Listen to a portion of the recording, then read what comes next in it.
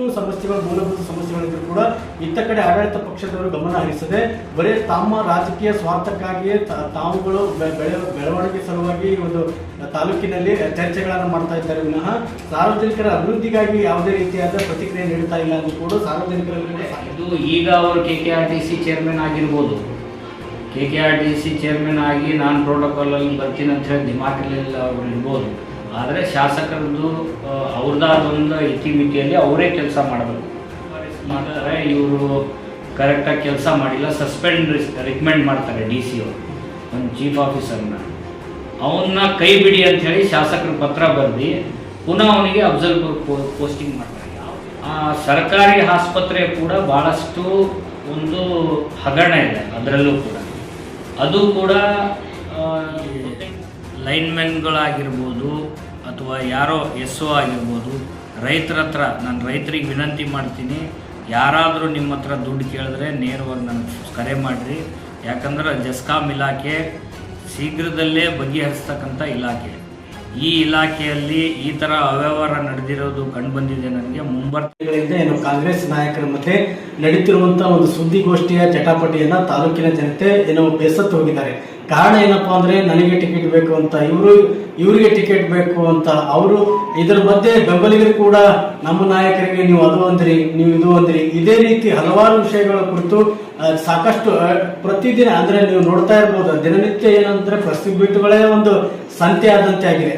ಇಂಥದ್ರ ಮಧ್ಯೆ ಕೂಡ ಇಷ್ಟು ಉರಿ ಬಿಸಿಲು ಇದ್ರೂ ಕೂಡ ತಾಲೂಕಿನ ಒಂದು ಪಟ್ಟಣ ನಗರದಲ್ಲಿ ಯಾವುದೇ ರೀತಿ ಒಂದು ಸಾರ್ವಜನಿಕರಿಗೆ ಕುಡಿಯುವ ನೀರಾಗಿರ್ಬೋದು, ಬಸ್ ನಿಲ್ದಾಣಗಳ ಅಂದ್ರೆ ಬಸವೇಶ್ವರ ಸರ್ಕಲ್ದಲ್ಲಿ ಬಸ್ ನಿಲ್ದಾಣ ಆಗಿರ್ಬೋದು, ಹಳ್ಳಿ ಗ್ರಾಮಗಳಲ್ಲಿ ಶುದ್ಧ ಕುಡಿಯುವ ನೀರಿನ ಸಾಕಷ್ಟು ಸಮಸ್ಯೆಗಳು, ಮೂಲಭೂತ ಸಮಸ್ಯೆಗಳಿದ್ರು ಕೂಡ ಇತ್ತ ಕಡೆ ಆಡಳಿತ ಪಕ್ಷದವರು ಗಮನ ಹರಿಸದೆ ಬರೀ ತಮ್ಮ ರಾಜಕೀಯ ಸ್ವಾರ್ಥಕ್ಕಾಗಿಯೇ ತಾವುಗಳು ಬೆಳವಣಿಗೆ ಸಲುವಾಗಿ ಒಂದು ತಾಲೂಕಿನಲ್ಲಿ ಚರ್ಚೆಗಳನ್ನು ಮಾಡ್ತಾ ಇದ್ದಾರೆ ವಿನಃ ಸಾರ್ವಜನಿಕರ ಅಭಿವೃದ್ಧಿಗಾಗಿ ಯಾವುದೇ ರೀತಿಯಾದ ಪ್ರತಿಕ್ರಿಯೆ ನೀಡುತ್ತಾ ಇಲ್ಲ ಎಂದು ಕೂಡ ಸಾರ್ವಜನಿಕರಲ್ಲಿ ಕೂಡ ಸಾಕಷ್ಟು ಚರ್ಚೆ ಆಗ್ತಾ ಇದೆ.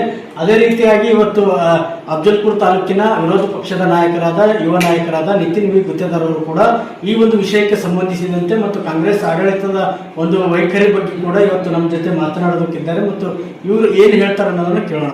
ಏನು ಪಕ್ಷದ ಆಂತರಿಕ ಸಮಸ್ಯೆ ಅವರಲ್ಲಿ ಏನು ಈಗ ಸುಮಾರು ಒಂದು ತಿಂಗಳಿಂದ ನೀವು ಎಲ್ಲ ವೀಕ್ಷಣೆ ಮಾಡ್ತಾ ಇದ್ದೀವಿ. ಅದ್ರ ಬಗ್ಗೆ ನಾನು ಜಾಸ್ತಿ ಮಾತಾಡಲ್ಲ. ಅಷ್ಟೇ ನಿನ್ನೆ ಕೂಡ ನಾನು ಪತ್ರಿಕಾ ಮಾಧ್ಯಮದ ಜೊತೆ ಮಾತಾಡಿ ಈ ಬೇಸಿಗೆ ಎದುರಿಸ್ತಾ ಇದ್ದೀವಿ, ಅದರಲ್ಲಿ ವಿಶೇಷವಾಗಿ ಇಡೀ ಭಾರತದಲ್ಲೇ ನಮ್ಮ ಭಾಗ ಭಾಳ ಒಂದು ಬಿಸಿಲಿನ ಇದು ಭಾಗ ಅಂತ ನಾವು ಎಲ್ಲ ಕಡೆ ನೋಡ್ಬೋದು. ಅದಕ್ಕಾಗಿ ನೀರಿನ ಸಮಸ್ಯೆ ಭಾಳಷ್ಟು ಕಡೆ ತೊಂದರೆ ಇರೋದು ಕಾರಣ ನಾನು ಕೂಡ ಕಿವಿ ಮಾತು ಹೇಳಿದ್ದೀನಿ.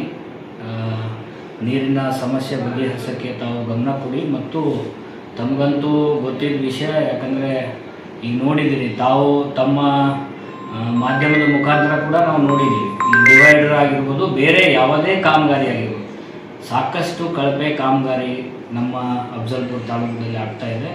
ಅದರ ಬಗ್ಗೆ ಕೂಡ ನಾನು ಮೊನ್ನೆ ತಾನೇ ಹೇಳಿದ್ದೀನಿ, ಭಾಳಷ್ಟು ನಾನು ಕೂಡ ಡಾಕ್ಯುಮೆಂಟ್ ಕಲೆಕ್ಟ್ ಮಾಡಿದ್ದೀನಿ.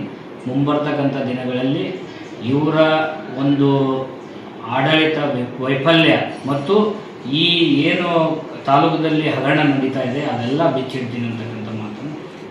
ಅದಕ್ಕೆ ಈಗಾಗಲೇ ತಾಲೂಕು ಜನರು ಕೂಡ ನೋಡಿದ್ದಾರೆ ಮತ್ತು ಎಲ್ಲ ಕಡೆ ಇದು ಈಗ ಅವರು KKRTC ಚೇರ್ಮನ್ ಆಗಿರ್ಬೋದು, KKRTC ಚೇರ್ಮನ್ ಆಗಿ ನಾನು ಪ್ರೋಟೋಕಾಲಲ್ಲಿ ಬರ್ತೀನಿ ಅಂತ ಹೇಳಿ ದಿಮಾಕಲ್ಲಿ ಅವ್ರು ಇರ್ಬೋದು.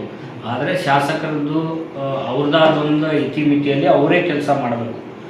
ಈಗ ಅವರು ಚೇರ್ಮನ್ ಆಗೋಕ್ಕಿಂತ ಮುಂಚೆ ಕೂಡ ಎಲ್ಲ ಕಡೆ ಅಡಿಗಲ್ ಅವರೇ ಹೋಗಿದ್ದಾರೆ.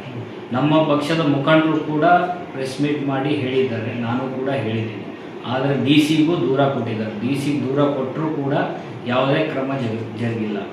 ಮತ್ತು ಇದಂತೂ ಬಿಡಿ, ರಾಜಕೀಯ ಆಗಿರ್ಬೋದು, ತಾವು ನೋಡ್ಬೋದು, ಒಂದು ಅಧಿಕಾರಿಗೆ DC ಅವರೇ ಶಿಫಾರಸು ಮಾಡ್ತಾರೆ, ಇವರು ಕರೆಕ್ಟಾಗಿ ಕೆಲಸ ಮಾಡಿಲ್ಲ, ಸಸ್ಪೆಂಡ್ ರಿಕಮೆಂಡ್ ಮಾಡ್ತಾರೆ DC ಅವರು ಒಂದು ಚೀಫ್ ಆಫೀಸರ್ನ.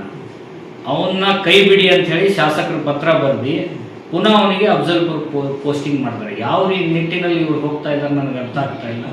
ಮುಂಬರ್ತಕ್ಕಂಥ ದಿನಗಳಲ್ಲಿ ಜನ ಇವರಿಗೆ ತಕ್ಕ ಉತ್ತರ ಕೊಡ್ತಾರಂತ ನಾನು ಭಾವಿಸಿದ್ದೀನಿ. ಈಗ ಈ ಜನರು ಅದನ್ನ ಸಮಾಲೋಚನೆ ಮಾಡಬೇಕು.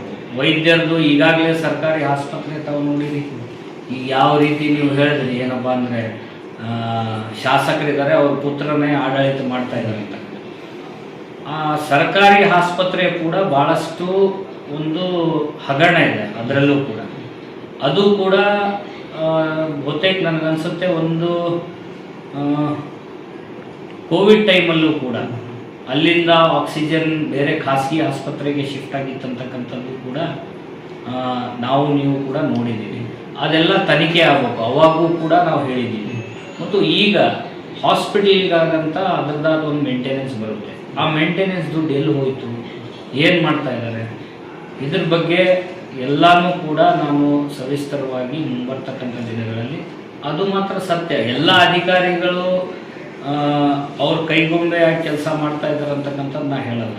ಯಾಕಂದರೆ ಕೆಲವೊಂದು ಪ್ರಾಮಾಣಿಕ ಅಧಿಕಾರಿಗಳು ಇದ್ದಾರೆ, ಅವ್ರದ್ದಾದ ಒಂದು ಇತಿಮಿತಿನಲ್ಲಿ ಕೆಲಸ ಮಾಡ್ತಾರೆ. ಬಟ್ ಅವರು ಎಷ್ಟು ದಿವಸ ಅಲ್ಲಿ ತಾಲೂಕಿನಲ್ಲಿ ಕೆಲಸ ಮಾಡ್ತಾರೋ ಗೊತ್ತಿಲ್ಲ. ನಾನು ಕೂಡ ಜಿಲ್ಲಾ ಪಂಚಾಯತ್ ಅಧ್ಯಕ್ಷನಾಗಿ ಆಡಳಿತ ಕೂಡ ಮಾಡಿದ್ದೀನಿ. ಭಾಳಷ್ಟು ಅಧಿಕಾರಿಗಳು ನನಗೆ ಗೊತ್ತಿದೆ, ಗೊತ್ತಿರೋರು ಇದ್ದಾರೆ. ಈಗ ಅಫ್ಜಲ್ಪುರ್ ಪೋಸ್ಟಿಂಗ್ ಬರಬೇಕಂದ್ರೆ ಎಲ್ಲರೂ ಹೆದರ್ತಾ ಇದ್ದಾರೆ. ಸೊ ಈ ರೀತಿ ವಾತಾವರಣ ನಮ್ಮ ಅಫ್ಜಲ್ಪುರ್ ತಾಲೂಕಲ್ಲಿ ನಿರ್ಮಾಣ ಆಗಿದೆ ಅಂತಕ್ಕಂಥದ್ದು ಹೇಳ್ಬೋದು. ಜನರಿಗೆ ನಮ್ಮ ಹೋರಾಟ ನಿರಂತರವಾಗಿರುತ್ತೆ. ಜನರ ಸಮಸ್ಯೆಗೆ ಈಡೇರಿಸೋಕ್ಕೆ ಪ್ರಾಮಾಣಿಕ ಪ್ರಯತ್ನ ನಾನು ಮಾಡ್ತೀನಿ.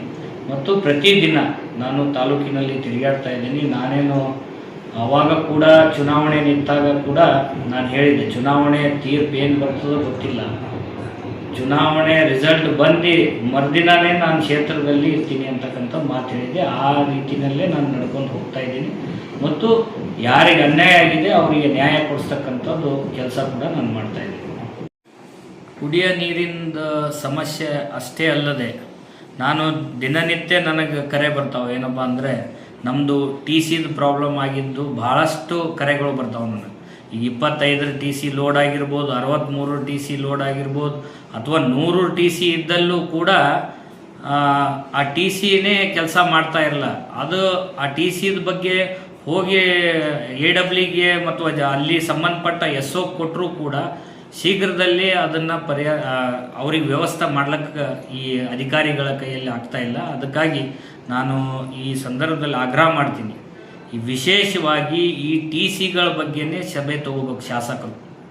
ಯಾವ್ಯಾವ ಟಿ ಸಿಗೆ ಎಷ್ಟೆಷ್ಟು ಲೋಡ್ ಇದೆ, ರೈತರು ಯಾವ ರೀತಿ ಸಮಸ್ಯೆ ಹೆದರ್ಸ್ತಾ ಇದ್ದಾರೆ, ಈ ಟಿ ಸಿ ಬಗ್ಗೆನೇ ವಿಶೇಷವಾಗಿ ಒಂದು ಮೀಟಿಂಗ್ ತೊಗೊಂಡು ಜೆಸ್ಕಾಂ ಇಲಾಖೆ ಜೊತೆ ಚರ್ಚೆ ಮಾಡಿ ರೈತರ ಸಮಸ್ಯೆ ಬಗೆಹರಿಸ್ಬೇಕಂತ ಹೇಳಿ ನಾನು ಈ ಸಂದರ್ಭದಲ್ಲಿ ಹೇಳಕ್ಕೆ ಇಷ್ಟಪಡ್ತೀನಿ.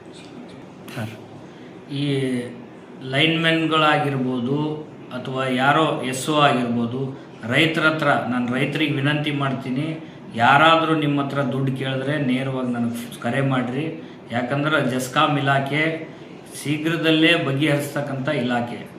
ಈ ಇಲಾಖೆಯಲ್ಲಿ ಈ ಥರ ಅವ್ಯವಹಾರ ನಡೆದಿರೋದು ಕಂಡುಬಂದಿದೆ ನನಗೆ. ಮುಂಬರ್ತಕ್ಕಂಥ ದಿನಗಳಲ್ಲಿ ಇದು ಜಾಗೃತಿ ವಹಿಸ್ಕೊಂಡ್ರೆ ಅಧಿಕಾರಿಗಳು ಒಳ್ಳೆಯದು, ಇಲ್ಲಾಂದರೆ ಅವ್ರ ವಿರುದ್ಧ ಉಗ್ರವಾದ ಹೋರಾಟ ಮಾಡ್ತೀನಿ ಅಂತಕ್ಕಂಥದ್ದು ಹೇಳಕ್ಕೆ ಇಷ್ಟಪಡ್ತೀನಿ.